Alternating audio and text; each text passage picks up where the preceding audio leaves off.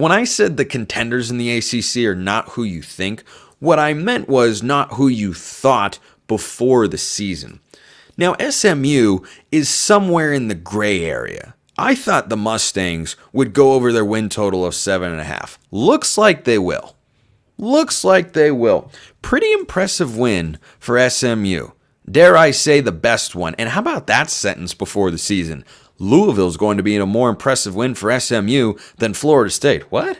What are you talking about? Louisville's not as good as Florida State. Has Louisville become a top 10 team? No, Louisville's about to be out of the top 25. SMU should be inserted after this week, 34-27. Preston Stone is not the guy for SMU. And that's okay because they have Kevin Jennings.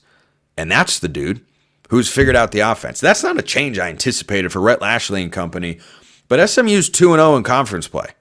They're 5-1 on the year. Their only loss is to BYU, who looks like a Big 12 contender. I'm going to talk about that title race coming up later because I was very right on a couple of teams in the Big 12. Not so much on one other, but that's coming up later on today's show. Listen to SMU's schedule here, guys. At Stanford, at Duke, hosting Pitt on November 2nd. The importance of that game at this very moment cannot be overstated. You could be looking at a team that pushes for an ACC championship game berth between Pitt and SMU on November 2nd. Now, they have to continue to win. Pitt was able to do that. I'll talk about them in a moment. But Pitt plays Clemson. That's why that game is important. And Pitt, Eli Holstein at quarterback, looks like a pretty good football team. Not a lot of people were talking about Pitt coming into this year. You better be talking about them now. But SMU then plays Boston College at Virginia and they host Cal. Very workable schedule. Very workable schedule for SMU, and they've just been impressive so far. Do you remember the first time I talked about SMU on this show when they took the field with the ACC patch on their jerseys? They didn't look ready. You know why? They weren't ready. They didn't have their quarterback decided, but making that change has flipped the script. It's one of the most surprising quarterback moves in all of college football this year. Preston Stone was really good last season. SMU was really good. They stunk when he went out. Him going down is something you look back and go, well, maybe if they'd kept him around or kept him healthy, then they would have been, maybe they would have beaten Boston College in the bowl game. Well, turns out Preston Stone, not as good as Kevin Jennings, but Rhett Lashlee has the guys cooking. It's the best team in Dallas because TCU, oh my gosh, TCU. Mess. They're a mess. But SMU's not. For all you, SMU has no brand. SMU will never be this. SMU will never do that. Should SMU even be in the ACC? They don't belong. Well, it's pretty clear they belong because they just beat the defending runners-up in the conference on their home field. They went into Louisville, where the Cardinals do not lose a lot of football games, and SMU walked away with a 34-27 win. That's impressive stuff by Rhett Lashlee. He's doing a magnificent coaching job.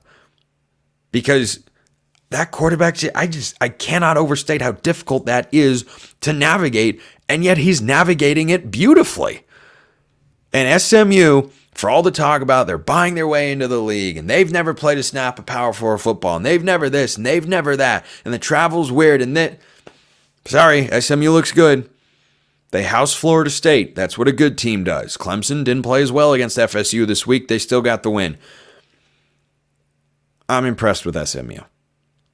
Do I need to see a little more? Maybe, but I don't know how many more prove-it games there are on SMU's schedule this year. One of them is going to be Pitt, though. Oh, boy. I'd watch for SMU at Duke. That's a game where they could stumble. Duke lost for the first time. Georgia Tech 24-14. Eli Holstein is a quarterback who, outside of the ACC, probably doesn't have a lot of name brand recognition. Well, here is the Pitt schedule so far. Their preseason win total was 4.5, by the way. They've gone over that already. Kent State, 55-24. Cincinnati trailed by 3 possessions, won 28-27 on the road. West Virginia win 38-34. Youngstown State 73-17. And then North Carolina, who I tried to tell you wasn't any good this year, and lo and behold, they are not. I know they've had quarterback injuries. I'm telling you, I don't think it would have mattered a whole heck of a lot. North Carolina is not a very good football team. Heck, North Carolina is grateful they're not sub 500 right now.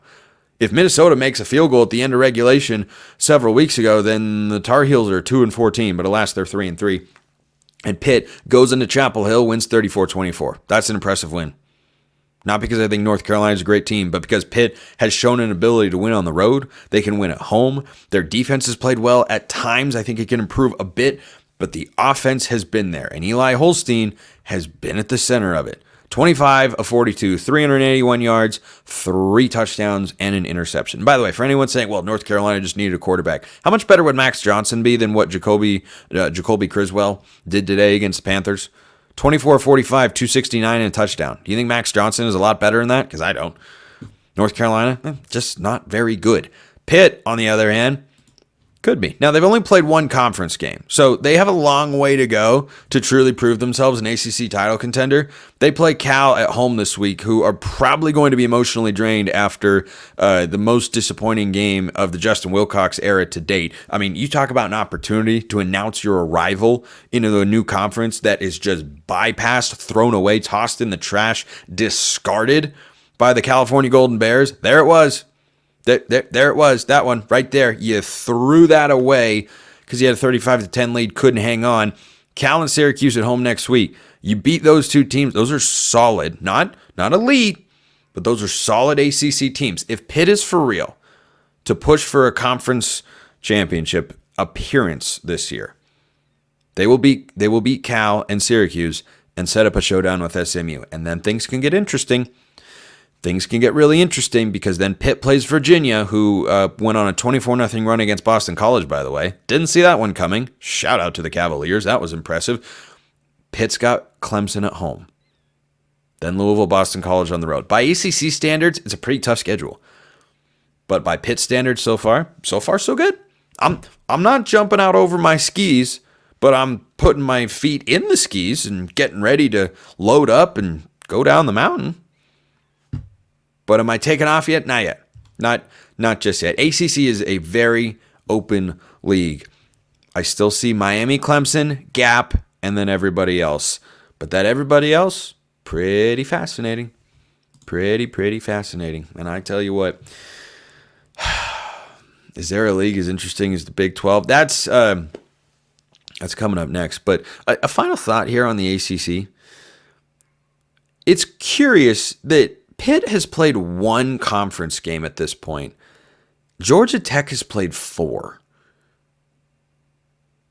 I don't understand anything about that. 1 versus 4?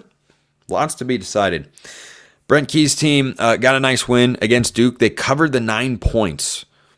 Malik Murphy suffers his first loss as Duke quarterback. Did I ever think Duke was for real? No. A little bit of more of a fraudulent 5-0 than a legit 5-0. Pitt, I'm in wait-and-see mode as a 5-0 football team, but only 2 unbeatens left for overall record in the ACC. Miami and the Pittsburgh Panthers. Going to talk about them plenty coming up next week.